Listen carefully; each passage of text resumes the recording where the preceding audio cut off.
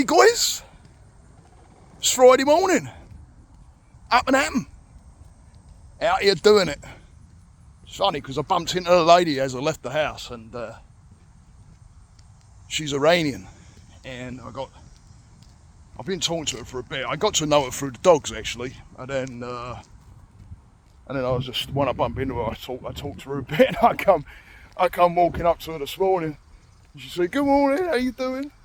And I said, bit humid, isn't it? A bit sticky. And she looks it up on her phone and she goes, "It's cooler." And I went, "What?" She goes, "It's 75. I went, "Get out of it." It don't feel like 75. There is a nice bit of a breeze in here, but that's probably because I'm sweating and it's making me feel cooler. But anyway, hope everybody's having a good Friday. And go and hit that subscribe button for me, yeah, and give me a like, because it's gonna help push the message out there to other people. Pass me around. You never know, it might help you. And sometimes if it might not ring a bell with you, but you may know someone that you can pass it to and it rings a bell with them and helps them out. So pass it around and help another person out. So anyway, I wanted to talk about a couple of universal languages. There's probably many out there, but these two really resonate with me. One of them is a tool I use, and the other one you can use as a tool, which I'll explain in a minute. But those two things is music and food. And when you put those out there in the context of what they are, they're actually a universal language. Everybody understands it. The good thing with music is, it can also shift your mood and shift your emotion. And food, I've got a lot of stories wrapped around food. I'm a fully qualified chef, and I did 4 years of school in England for it. So when I've got that palate, started educating my palate. So, and then I started being interested in foods, different foods. But couldn't believe what I didn't know about other cultures' food when I was living in London, which is kind of crazy when you think about how metropolitan it is. It wasn't until I came to the States I started getting introduced to different people, different cultures, even though I knew different cultures in England, don't get me wrong. But I didn't know much about Latin food. I knew a bit about Italian food, but not to what I do now. And I started meeting people. And whenever I meet somebody and they say, "Hey, come to dinner," or "You want to have this," or I don't just go ahead and just start eating it, unless it's like a piece of fruit I've never seen before or something, but or one item food. But if they're doing a meal, I've sat down at their table and says, "Okay, how do you eat it?" And they look at me like, "What do you mean?" And I tell them, "This is your culture's food. I want to know how you eat it. I want the full experience of what your culture does." And I get a kick out of that, because I really am genuinely interested. I don't want to just sit down and just go for it. I've always wanted to sit down with a Middle Eastern family. Always wanted to do it. Since I've been on this journey, even more. But sit down with a Middle Eastern family and eat like they do. They pass it around. It's a big communication. You use bread in your hands. And the Middle Eastern food, I love Middle Eastern food. I don't know about anybody else, but it's got all the spices I like. Same as Indian. Love Indian food. Pakistani food, all that. It's just I don't know, it's just amazing food, it really is, and it takes you on a trip around your palate, let me tell you. But yeah, and you meet different people. So I mean, even I'll give you some examples. I knew this guy. His name. Well, everybody called him G. That was kind of his nickname. He was a Puerto Rican guy.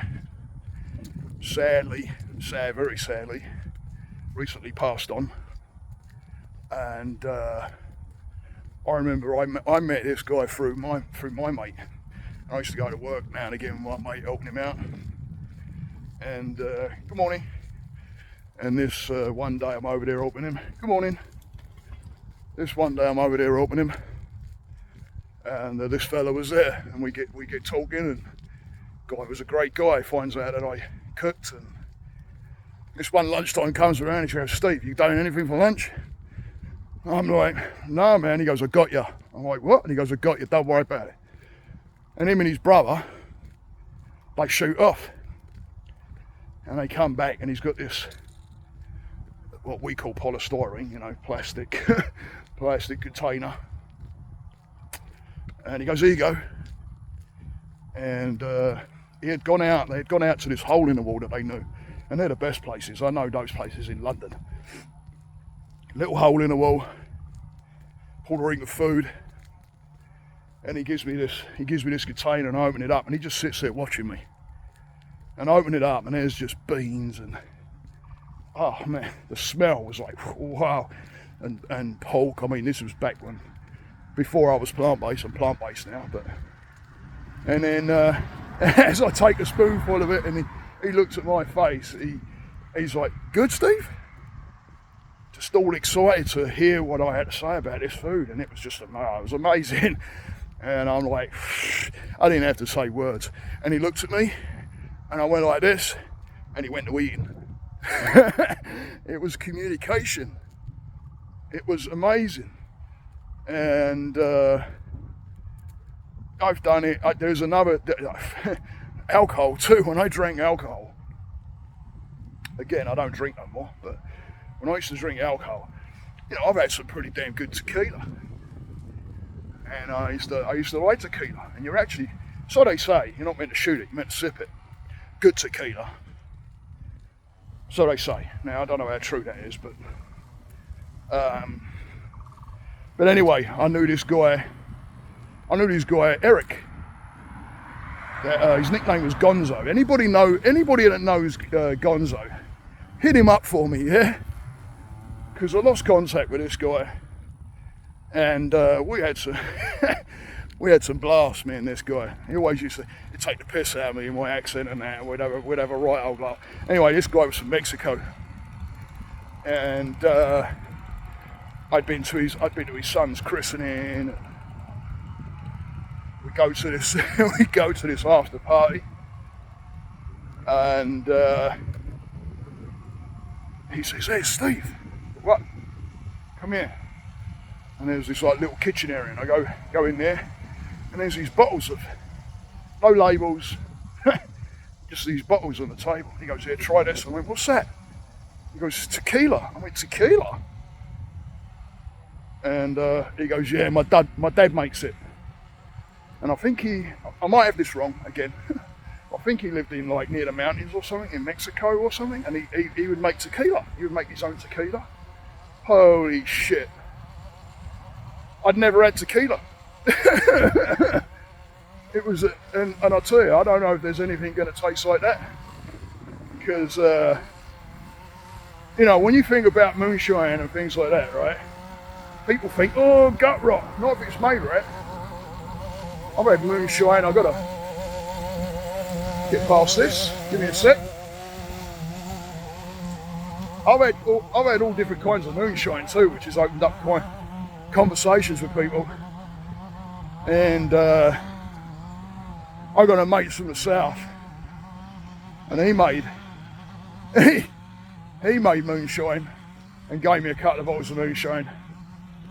I'll tell you what, that was like some seriously smooth, like whiskey.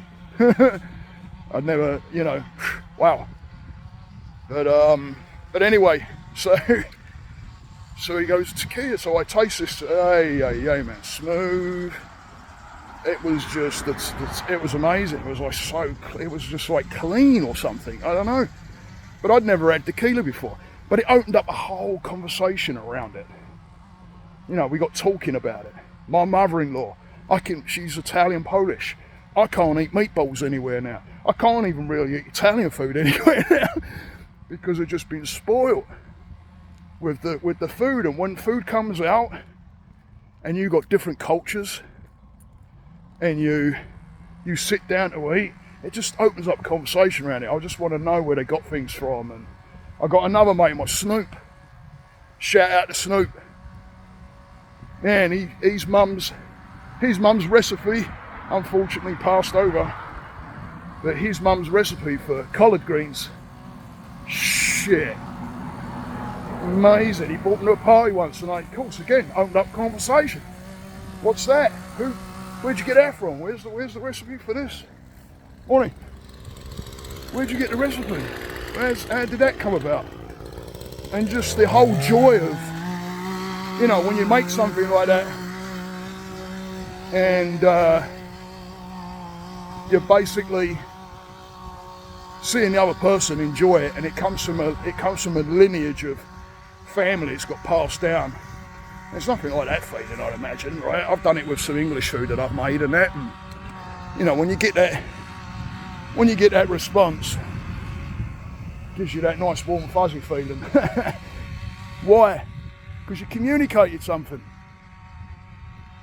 But then music, right? Let's get into music. I've been into some right awesome situations with music. I've got into conversations with a lot of people about music. Again, different cultures' music. I started listening to Indian music, like Bollywood style sound. And it's absolutely awesome sound. And I remember seeing like an African drum. I don't know if they're called something, but it was a bunch of fellas with I believe they're called jumbras.